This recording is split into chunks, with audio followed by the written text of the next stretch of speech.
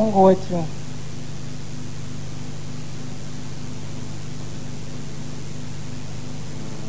wakati wote tunaposogea mbele zako, hatuna budi kushukuru kwa neema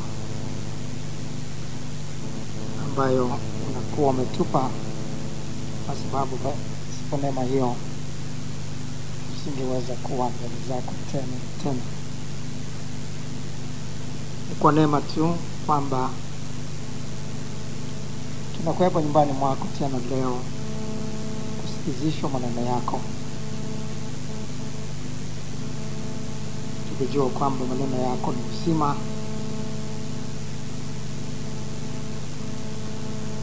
neno lako ndio taa na mwanga wa njia yetu. Basi kila mmoja wetu tena kwa neno la leo uzidi kuimarishwa katika imani, ili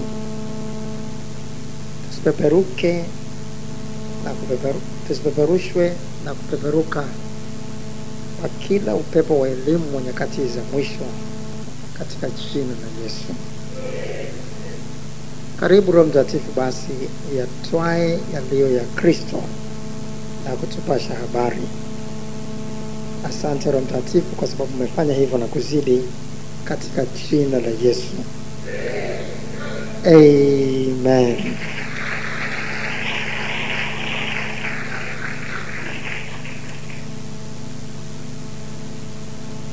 Somo letu la leo litakuwa ni muhtasari na hitimisho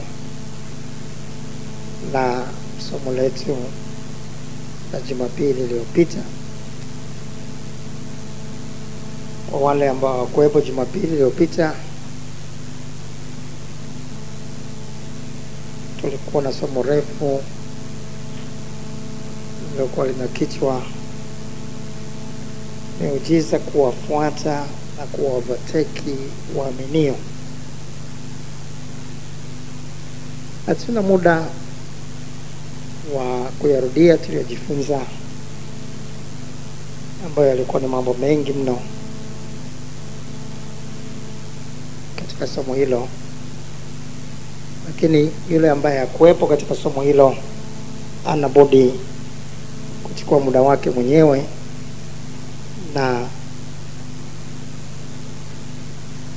kulitafuta somo hilo ili aweze kulioanisha vizuri na somo letu la leo, ambalo kama nilivyotangulia kuzungumza ni muhtasari na hitimisho la somo la Jumapili hiyo iliyopita. Na somo letu la leo sasa linakuwa lina kichwa msingi mkuu wa huduma ya Kristo. Msingi mkuu wa huduma ya Kristo.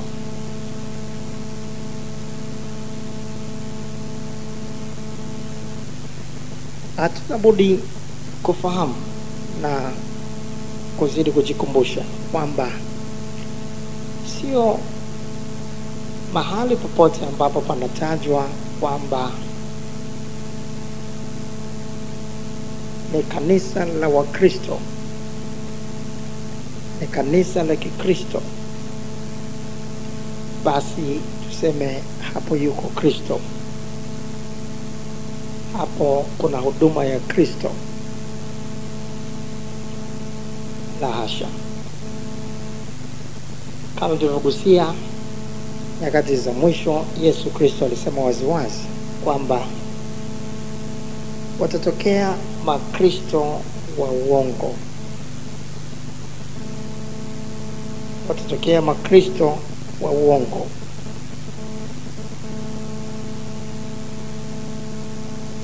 Tujikumbushe mstari huo katika Mathayo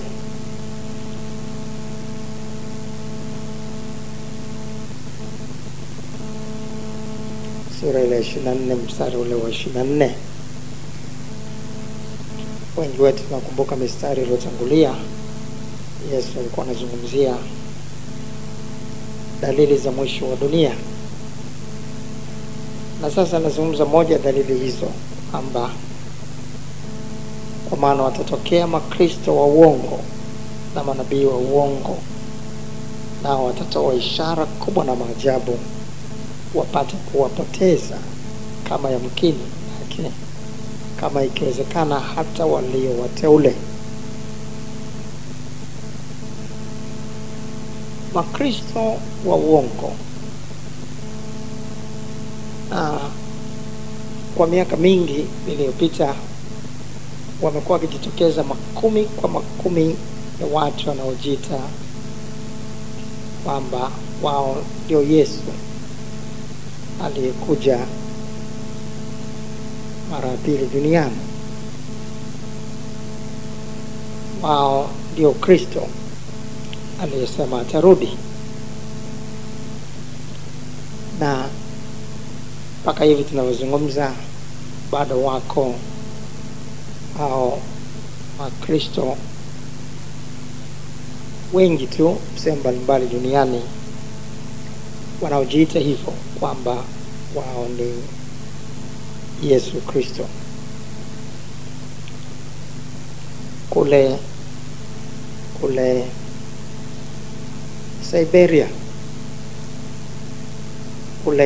Siberia, maeneo ya huko Urusi, yuko huyo mmoja anaitwa Yesu wa Siberia. Saizi wako yuko huyo, jina lake halisi anaitwa Sergei Torop, SERGEY,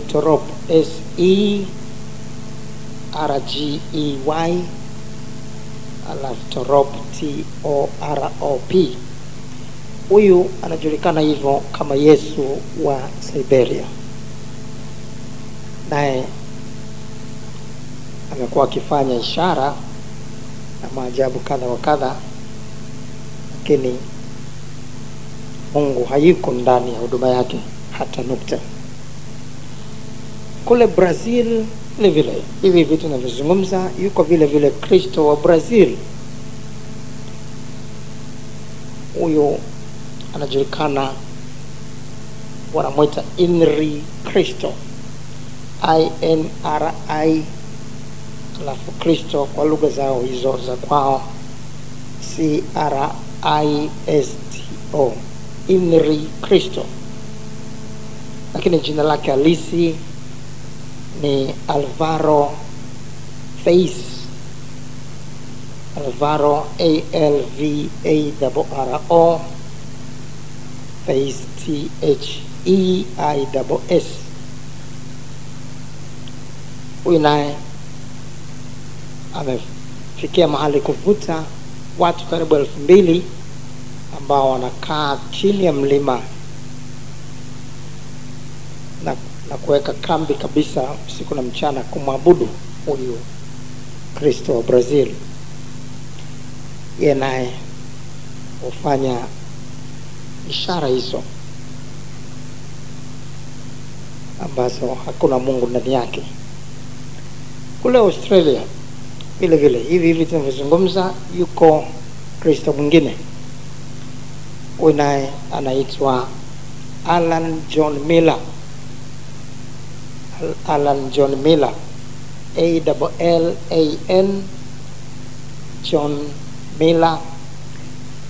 Miller ni MILLER. Alan John Miller, huyu ni Kristo wa huko Australia. Huyu Kristo wa Australia wakati wote anatembea na mke wake ambaye anaitwa Mary Luck ya bahati, LUCK. Na wote hawa ni makristo uongo. Wako wengi, si rahisi kuwataja moja moja. Hata kwa wale wanaokumbuka miaka michache iliyopita aliwahi kutokea mwingine katika nchi yetu maeneo ya Rukwa huko, yanayojitambulisha kwamba ni Kristo aliyekuja naye akavuta watu kadha wa kadha huko Rukwa. Hawa ni makristo wa uongo ambao Yesu Kristo alisema watatokea. Lakini haitakuwa tu hawa kwa watu kama watu, lakini zitatokea huduma vile vile ambazo zitakuwa sio huduma, zitakuwa ni huduma zinazoitwa kwamba kuna Wakristo wanaenda pale. Ni huduma ya Kikristo, ni kanisa la Kikristo, lakini Kristo hayuko pale. Lakini ni huduma ya Kristo wa uongo. Yesu akasema watatokea makristo wa uongo na manabii wa uongo. Neno nabii la Kiswahili linatokana na neno ambalo linatamkwa hivyo hivyo katika Kiebrania, nabii, lakini linaandikwa NABIY. NABIY ni neno la Kiebrania ambalo kutokana na hilo tunapata neno letu la Kiswahili nabii. Neno nabii la Kiebrania, tafsiri fupi ya Kiingereza ni mouthpiece of God. Mouthpiece of God, kinywa cha Mungu. Nabii anakuwa ni kinywa cha Mungu. Mungu anazungumza na wanadamu kupitia katika kinywa chake. Sasa manabii wa uongo watakuwa sio vinywa vya Mungu. Mungu atakuwa hazungumzi na watu kupitia katika vinywa vyao. Ni rahisi kufahamu hivyo, na ndio tunaweza tukapata kujua msingi mkuu wa huduma ya Kristo. Kama wengi wetu tunavyofahamu, Kristo alikuja kutafuta na kuokoa kile kilichopotea. Moyo wake wote ulikuwa katika roho zilizopotea, na anasema ataacha 99 wenye haki na kumtafuta mmoja aliyepotea. Na anasema mbinguni kuna furaha kubwa sana kwa mtu mmoja anapokuwa anatubu na kuna furaha kubwa sana mbele ya malaika. Katika Luka sura ile ya 15 mstari ule wa 3 mpaka mstari ule wa 10,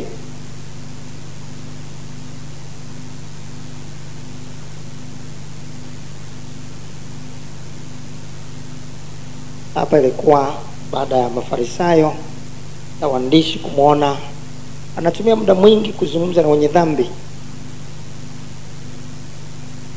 Sasa anasema, akawaambia mfano huu akisema, ni nani kwenu mwenye kondoo 100 akipotewa na mmojawapo asiyewaacha wale 99 nyikani, aende akamtafute yule aliyepotea hata amwone, naye kisha kumwona humweka mabegani pake akifurahi. Na afikapo nyumbani kwake huwaita rafiki zake na jirani zake, akamwambia, furahini pamoja nami, kwa kuwa nimekwisha kumpata kondoo wangu aliyepotea. Nawaambia, hivyo hivyo utakuwa na furaha mbinguni kwa ajili ya mwenye dhambi mmoja atubuye kuliko kwa ajili ya wenye haki 99 au 99 ambao hawana haja ya kutubu. Au kuna mwanamke gani mwenye shilingi 10 akipotewa na moja asiyewasha taa na kufagia nyumba na kutafuta kwa bidii hata ione, na kisha kuiona huwaita rafiki zake na jirani zake akawaambia, furahini pamoja nami kwa kuwa nimeipata tena shilingi ile iliyonipotea?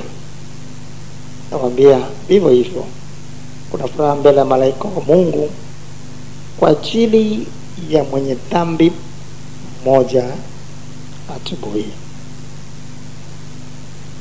Yesu alizungumza maneno haya akitoa msisitizo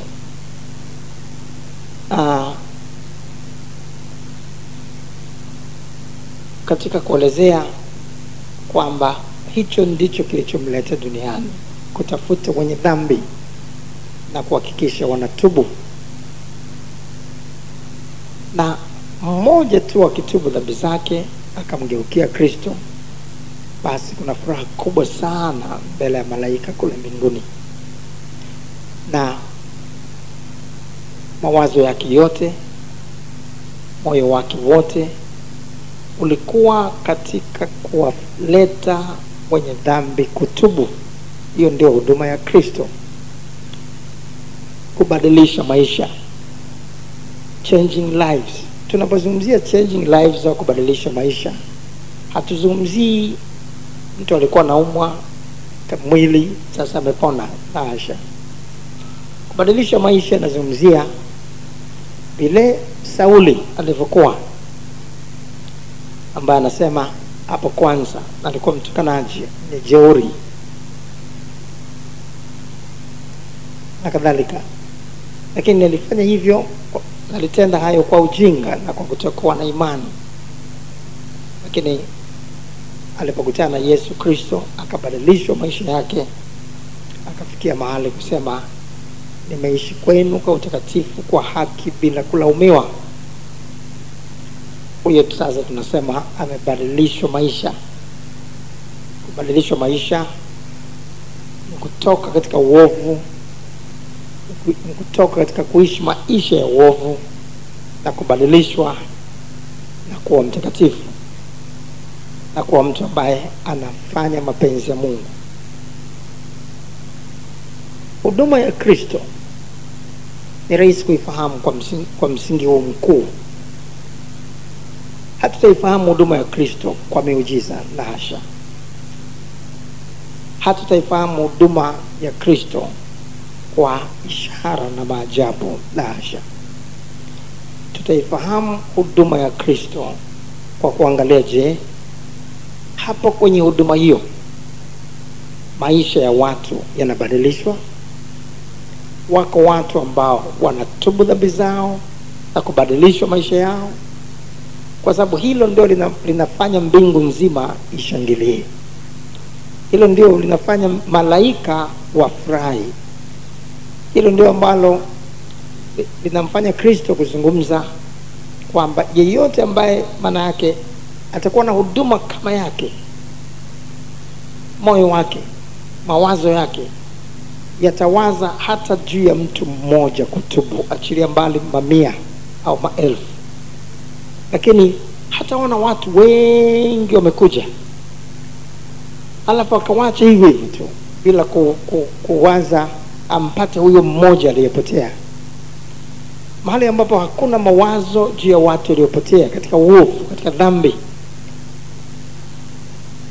yule anajiita mtumishi wa Mungu hana wazo juu ya watu kubadilishwa maisha yao, kutoka katika dhambi zao, kubadilishwa na kuacha pombe, kuacha uasherati, kuacha uzinzi, kuacha wizi, kuacha dhambi za kila namna, na kumgeukia Kristo na kuishi maisha yanayompendeza. Mahali pa namna hiyo, hata kungekuwa na makelele ya namna gani kwamba ni kanisa la Kikristo, hapo kuna Kristo wa uongo. Hapo hakuna huduma ya Kristo. Huduma ya Kristo ni huduma ya kubadilisha maisha, ni huduma ya kuwafanya watu watubu dhambi zao na kuishi maisha yanayompendeza Mungu. Kinyume chake hapo kuna makristo wa uongo wanaofanya kazi. Anaweza kuwa mtu ajijitambulisha kwamba kama hawa makristo wa Brazil, wa Siberia, wa Australia, lakini hapo kuna huduma ya Kristo wa uongo inayofanya kazi. Na leo wengi wetu tunafahamu tuna sehemu nyingi ambayo kunaitwa makanisa ya Kikristo, lakini hawahubiri wokovu. Watu hawaletwi katika kutubu dhambi zao na kumaanisha kuziacha na kumgeukia Kristo na kuokolewa, lakini wanaingia na kutoka na dhambi zao, lakini wanaitwa Wakristo. Mahali pa namna hiyo tunajua hapo kuna huduma ya Kristo wa uongo. Lakini miaka iliyotangulia ilikuwa rahisi kuona huduma za namna hiyo zikiwa hazijulikani kama ni za Kipentekoste, na zikafikia mahali watu kuziita ni dini, mahali ambapo hakuna kubadilishwa maisha. Ni dini, mahali ambapo watu wanaingia na kutoka, wanaitwa Wakristo, lakini ni Wakristo wa jina tu. Lakini leo sasa, hata kwa mwavuli wa Upentekoste zimeibuka huduma nyingi mno za makristo wa uongo, na ni rahisi kuzitambua kwa msingi mkuu kwamba hakuna kubadilishwa maisha ya watu. Watu wanaingia, lakini wanaelezwa tu habari za miujiza, habari za ishara, habari za maajabu, lakini hakuna msisitizo, hakuna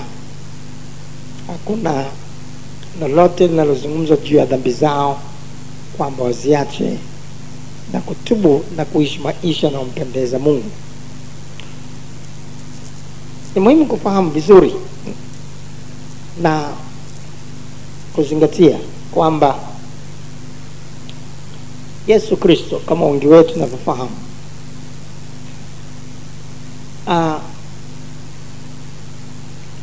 wakati anazungumzia juu ya pepo, alisema waziwazi kwamba pepo mchafu amtokapo mtu huzunguka huko na kule akitafuta mahali pa kupumzika asipaone, na anasema nitarudi katika nyumba niliyotoka.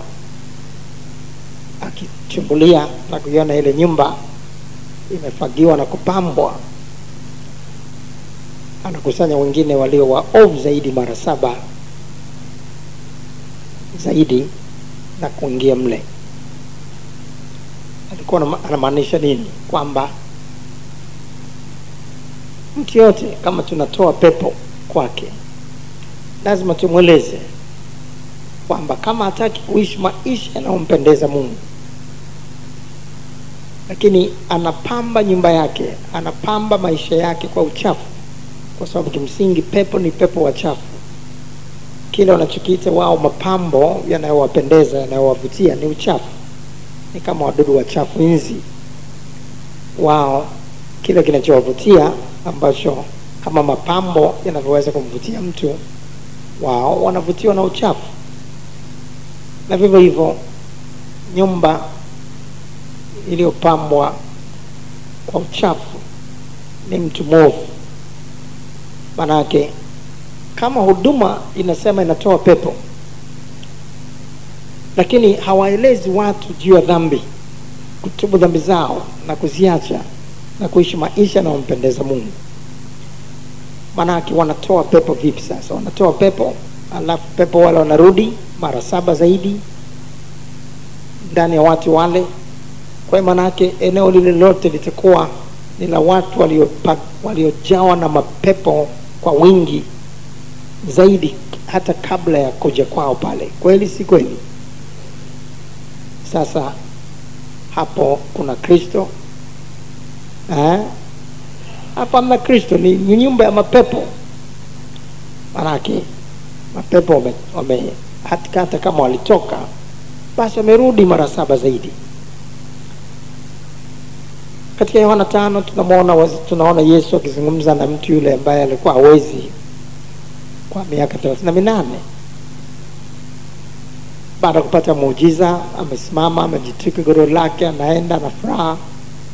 Alimwambia, angalia, umekuwa mzima, usifanye nini?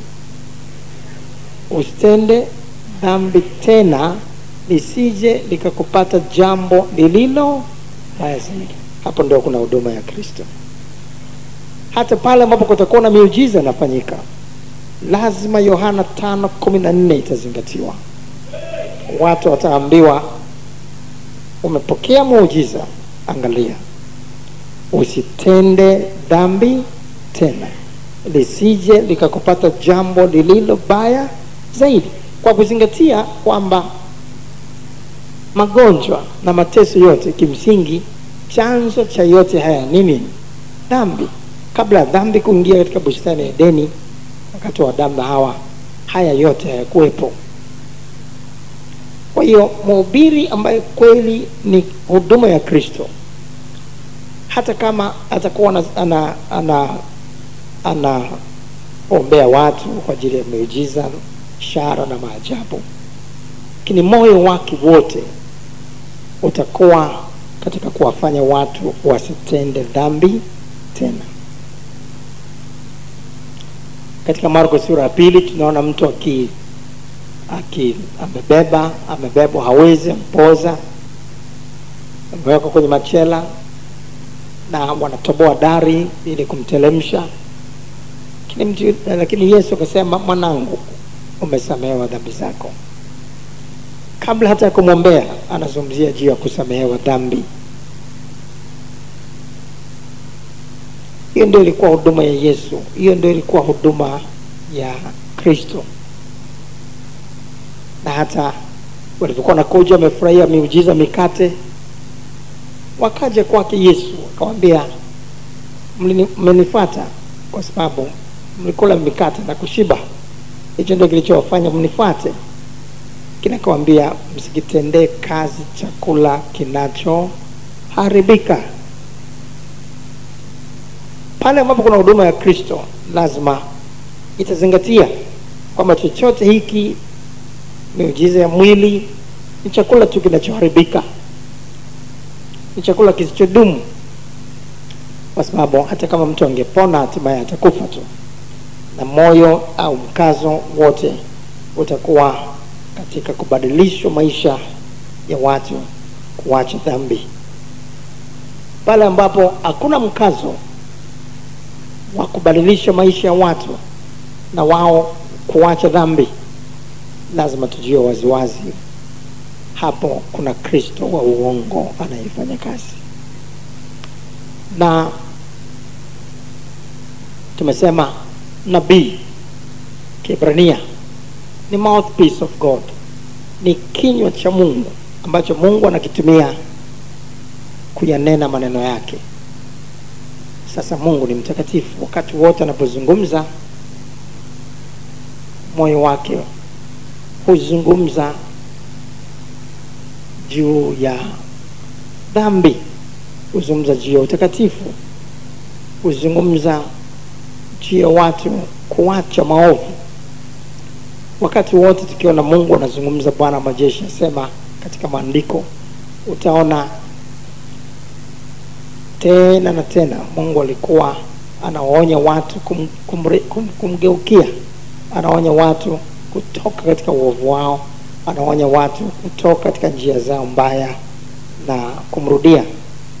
Na vivyo hivyo kinywa cha Mungu au nabii, msingi mkuu wa huduma yake ni kuwarejeza watu kwa Kristo, ni kuwatoa watu katika njia zilizokengeuka, ni kuwatoa watu katika uovu, kwa sababu yeye ni kinywa cha Mungu aliye mtakatifu. Wakati wote atakuwa anahubiri usafi, atakuwa anahubiri utakatifu, hatakuwa anahubiri vitu vya kupata kwa vya muda.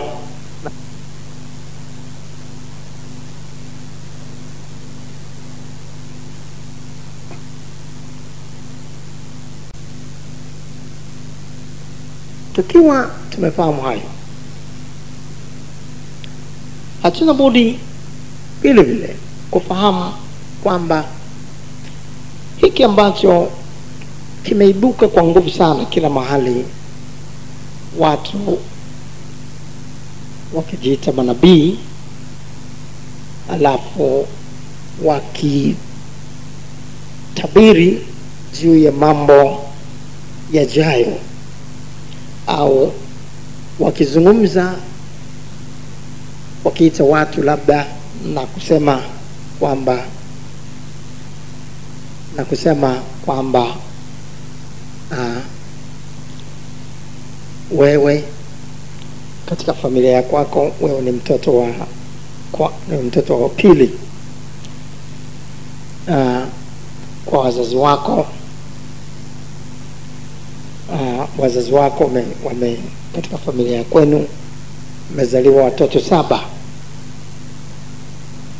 na watoto 2 wameshafariki, wamebaki 5.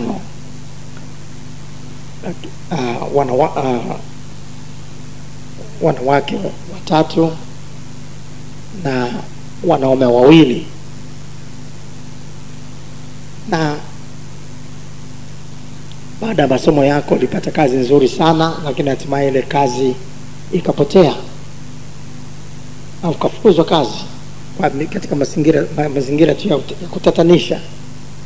Na tangu wakati ule umekuwa unahangaika sana kutafuta kazi hujapata. Kweli si kweli? Alafu nasikia mtu anasema ndio nabii. Yes, prophet.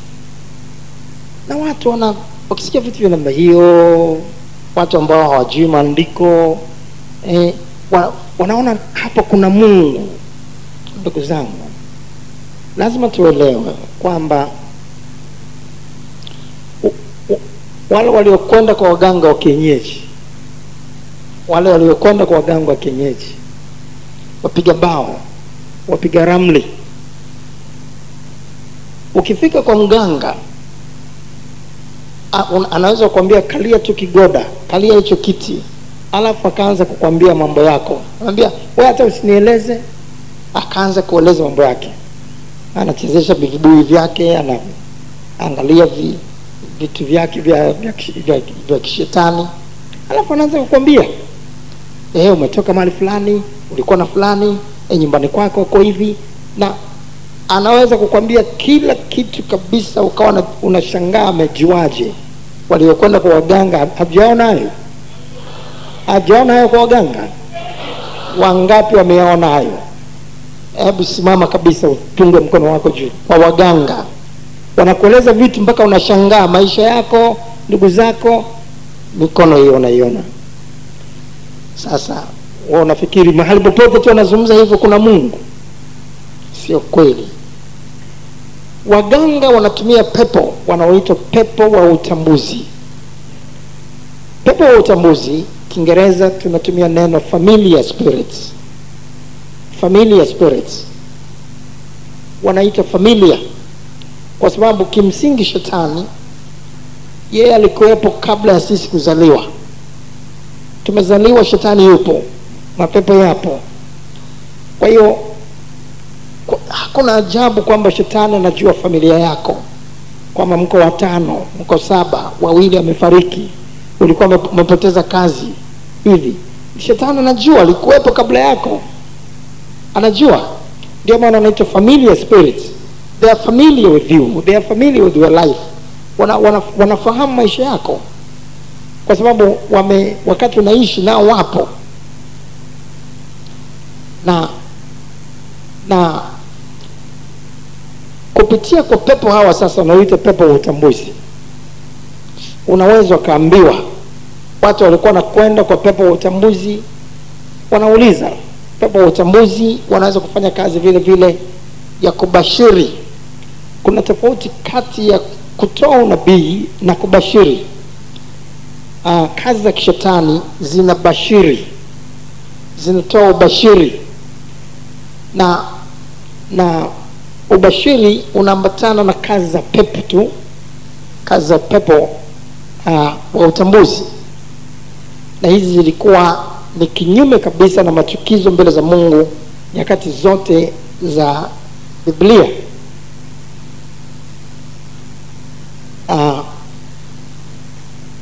Na zilichanganywa pamoja na bao.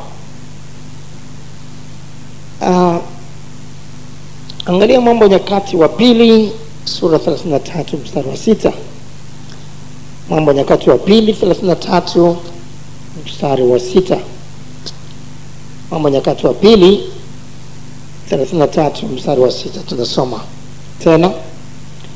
Akawapitisha wanawe motoni katika bonde la mwana wa Hinomu, akatazama bao, akabashiri. Angalia neno hilo sasa, akabashiri,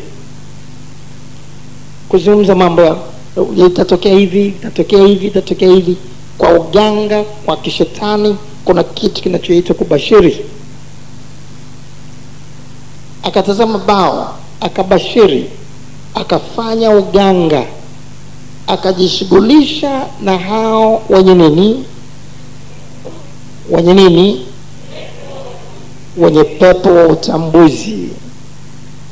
Wanaitwa pepo wa utambuzi kwa sababu wanaweza kutambua kabisa vizuri tu maisha yako, ulikotoka na hivi na vile, umetoka wapi, umekuja kufanya nini. Ni pepo hao, wanaitwa pepo wa utambuzi. Akatazama bao, akabashiri, akafanya uganga, akajishughulisha na hao wenye pepo wa utambuzi na wachawi, akafanya mabaya mengi machoni pa Bwana hata kumkasirisha. Kazi zote za ubashiri na kujishughulisha na hao wenye pepo wa utambuzi, hizi ni kazi zinazomkasirisha Mungu. Sauli katika kurudi nyuma kwake aliwaendea hao wenye pepo wa utambuzi. Kwa kawaida wenye pepo wa utambuzi hao walikuwa na uawa nyakati hizo. Sasa akawa amemwendea huyu mmoja mwanamke aliyekuwa na pepo wa utambuzi ili kuuliza kwake. Katika Samueli wa kwanza sura 28, Samueli wa kwanza sura 28, Samueli wa kwanza sura 28 tunasoma mstari wa 7 mpaka mstari wa 8.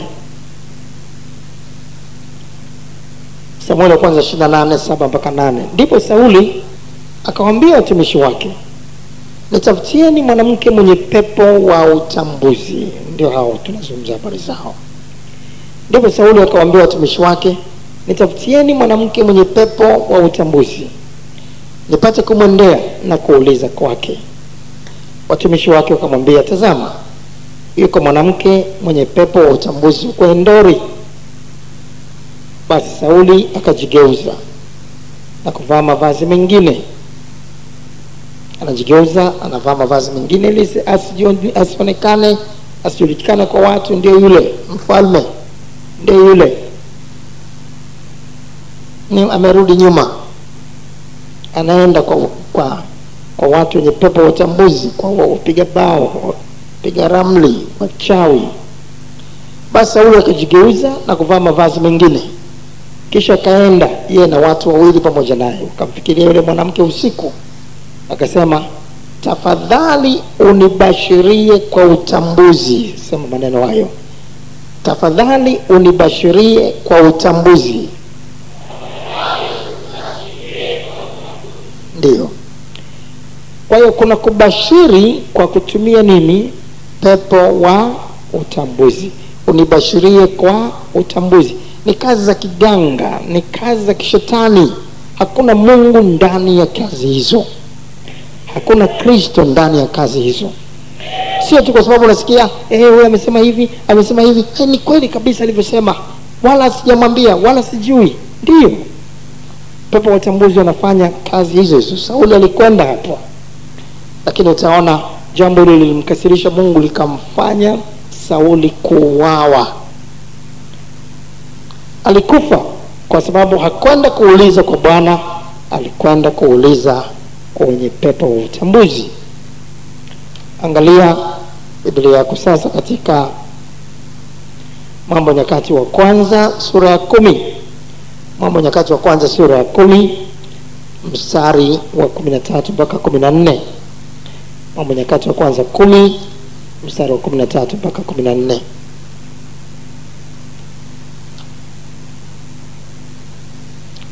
Basi Sauli alikufa kwa sababu ya kosa lake alilomkosa Bwana, kwa sababu ya neno la Bwana asilolishika, na tena kwa kutaka shauri kwa mwenye pepo wa utambuzi aulize kwake, asiulize kwa Bwana.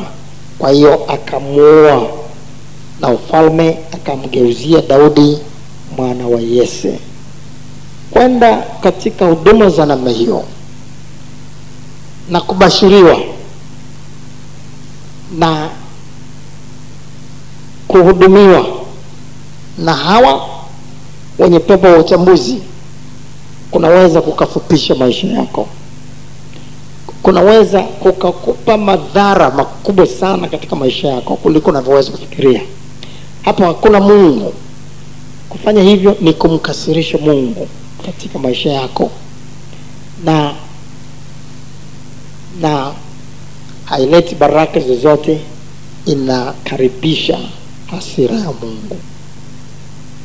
Sauli akafa kwa sababu alikwenda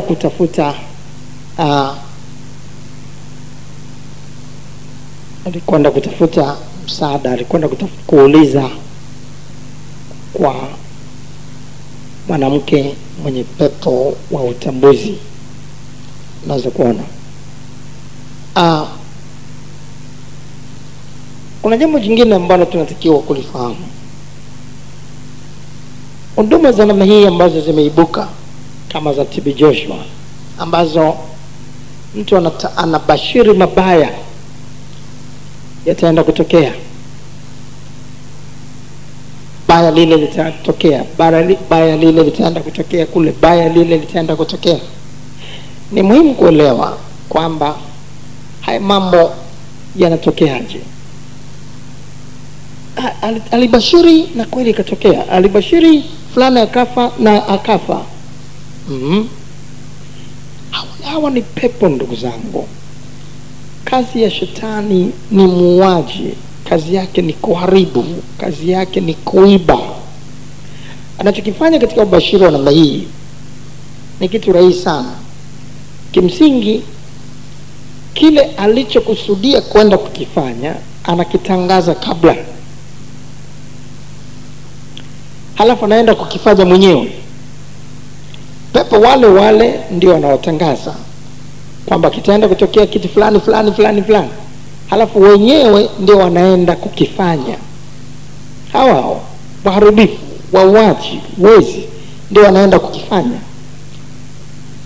Halafu nasema kimetokea. Ndiyo kimetokea, kwa sababu ni pepo wale ambao wameenda kukifanya. Ndio hao uliosikia kwao kwamba itatokea hivi na vile. Na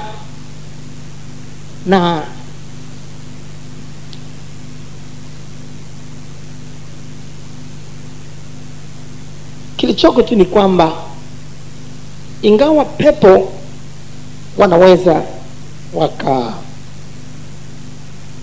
wakazungumza kama hivyo, halafu wakasema tunaenda kufanya.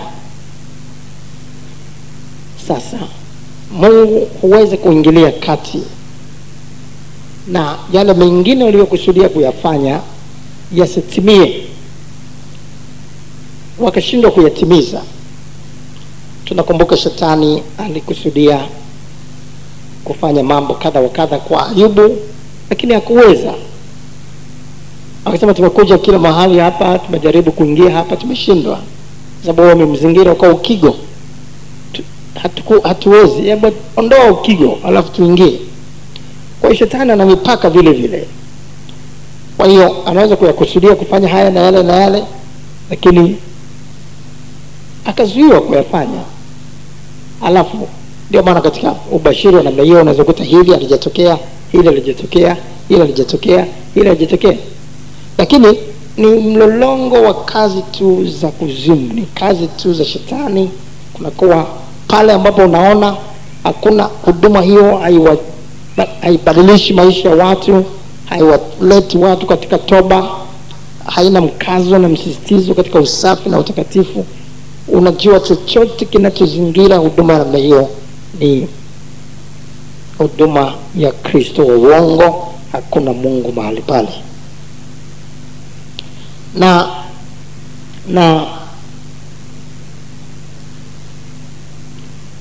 Na hivi ndio mashetani wanavyofanya kazi zao kwa jina la ubashiri. Wanayapanga wenyewe, wanayatangaza, alafu wanakwenda kuyatekeleza wenyewe. Na kama ukijua kwamba hapa kuna hii ni roho fulani inafanya kazi, unaweza kabisa ukaizuia na kusema kile kilichotangazwa akiwezi kutokea katika jina la Yesu. Aliwahi kuzungumza Sheikh Yahya huko nyuma, wale wanaokumbuka, akatangaza kusema mtu yoyote atakayeinuka na kumpinga Kikwete katika uchaguzi atakufa. Mimi nilisimama nikazungumza, hakuna mtu yoyote atakayekufa, hakuna mtu yoyote ampinge na hakuna mtu akufa. Nilitamka hivyo, na wakatangaza mahali wakazungumza, na aliinuka, yuko aliyekufa. Ukishajua hii ni roho inayofanya kazi ya ubashiri, unaweza kuisimamisha, kwa sababu ni roho tu za kuzimu zinazofanya kazi, ni roho za kishetani zinazofanya kazi. Na wewe kwa mamlaka uliyopewa kama mtu unayeamini, una uwezo kumwambia shetani huwezi kufanya hiki na hiki. Amen. Pale ambapo Mungu anaeleza katika maandiko kwamba litatokea jambo fulani baya, kimsingi huwa anatuandaa sisi kuweza kulikabili katika uzuri na katika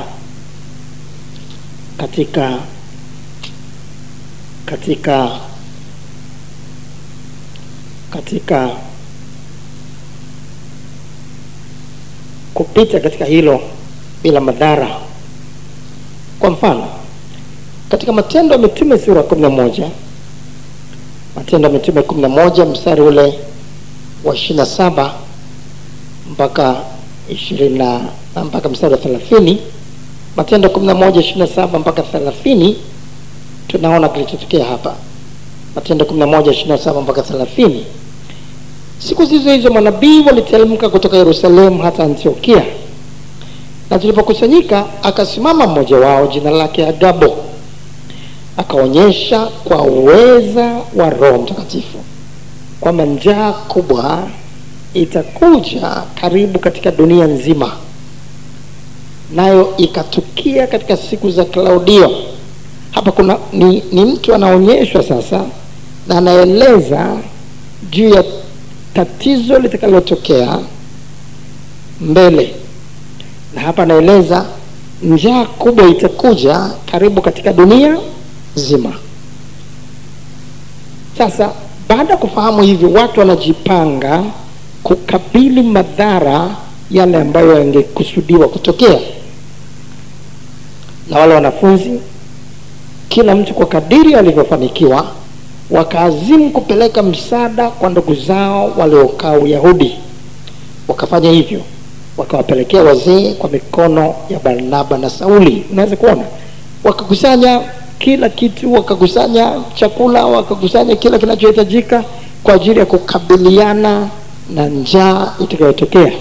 Kwa hiyo ikawa sasa madhara yaliyokusudiwa yakawa hayakuweza kufanya kazi vile ambavyo ingekuwepo vinginevyo.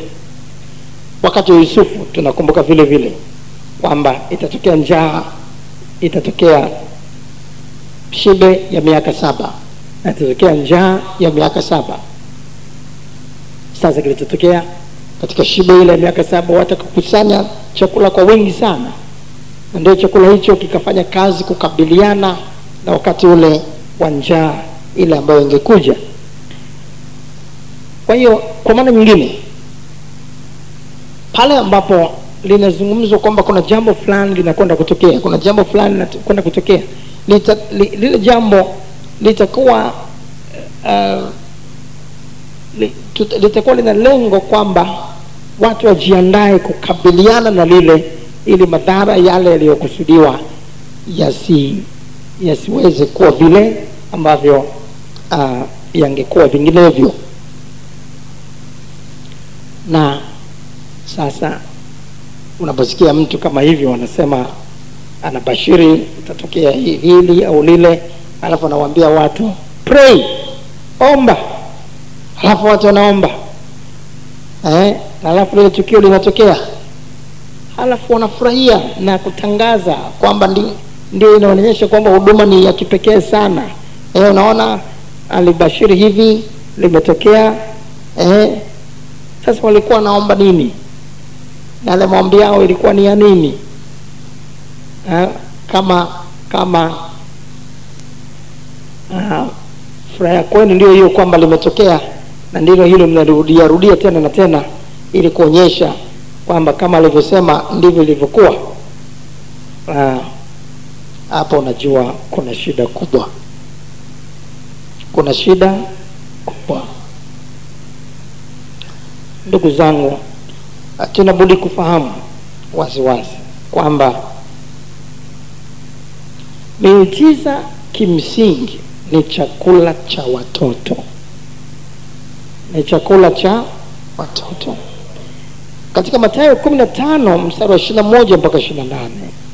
Mathayo 15 21 mpaka 28, alitokea mwanamke mmoja Mkananayo, maana yake mtu ambaye hajaokolewa, mtu ambaye sio Mwisraeli, akaja kwa Yesu akitaka binti yake aliyepagawa na pepo apate kupona. Yesu akasema si vema kukitwaa chakula cha watoto na kuwatupia nani? Mbwa. Naweza kuona anaita kupona, pepo kutoka, muujiza, mwanamke kupata miujiza. Anaita miujiza ni chakula cha watoto, watoto wa Israeli, watoto wa Mungu, watoto ambao wameokolewa. Na anasema hiki sio chakula cha kuwatupia, sio chakula cha mbwa. Siwezi kutoa chakula cha watoto na kuwatupia mbwa. Wewe hujawa mtoto wa Mungu. Unaweza kuona. Kwa hiyo kimsingi miujiza hasa, wale ambao wataenjoy miujiza mikubwa lazima wawe ni watu waliookoka. Ukiona miujiza mikubwa mingi unayosoma katika maandiko, walioipata walikuwa ni watoto wa Mungu. Ibrahim alimwacha baba yake, alikuwa maabudu miungu, akaiacha ile miungu. Maana yake kwa lugha ya leo aliokoka. Na ndio unaona habari za kupata mtoto wa muujiza, Isaka.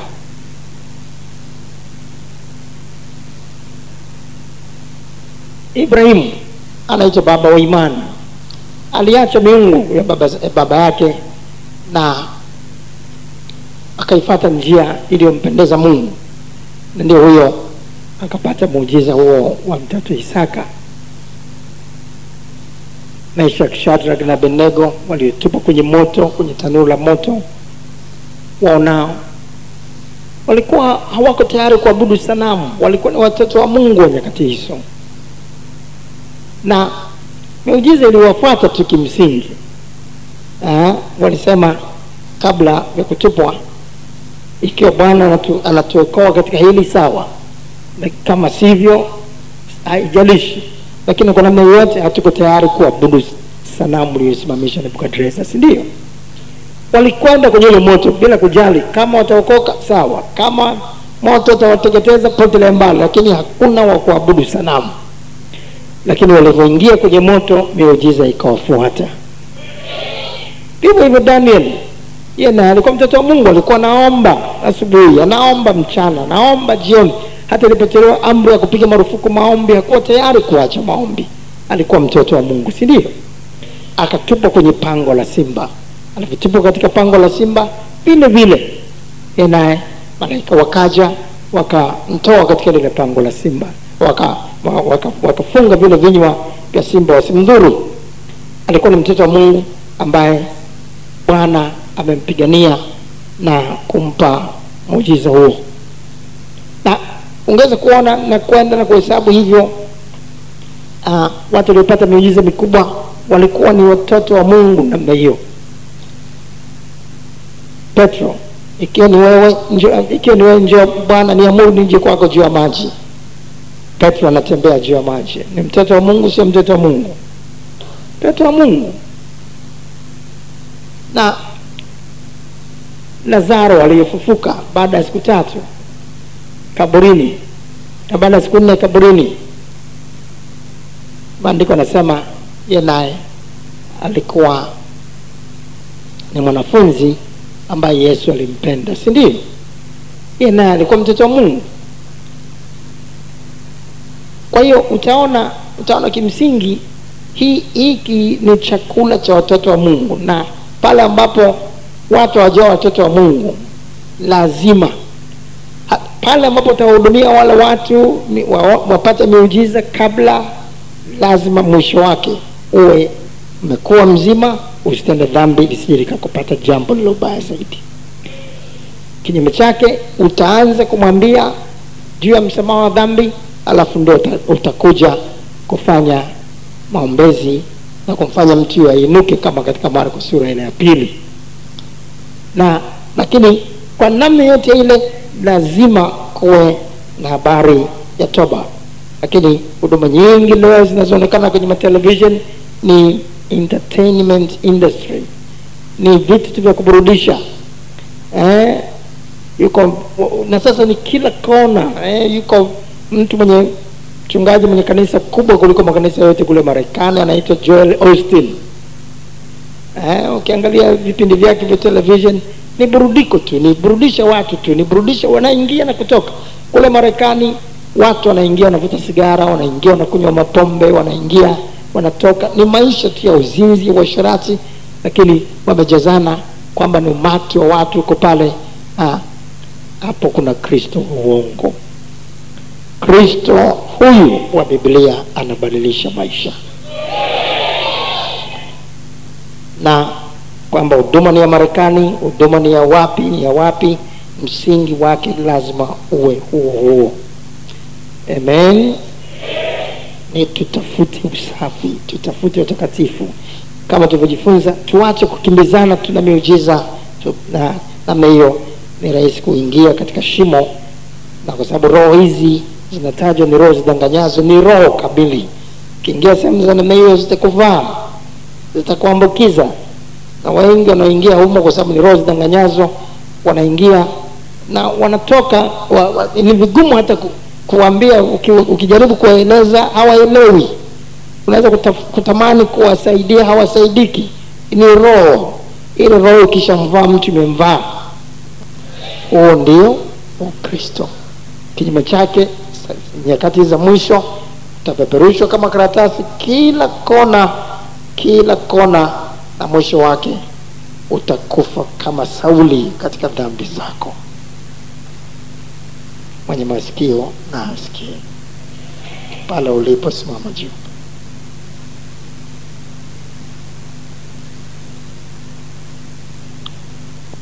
Sijui alikufa mwaka 2000 na ngapi sijui. Ni roho kabisa ambaye inadanganya mtu, anakuwa zezeta. Na mkiingia ni kazi sana kutoka. Na shida ni hiyo, kama tulivyojifunza katika somo lililopita, ni hiyo kukimbizana na miujiza, wakati miujiza inakufuata wewe uliamini.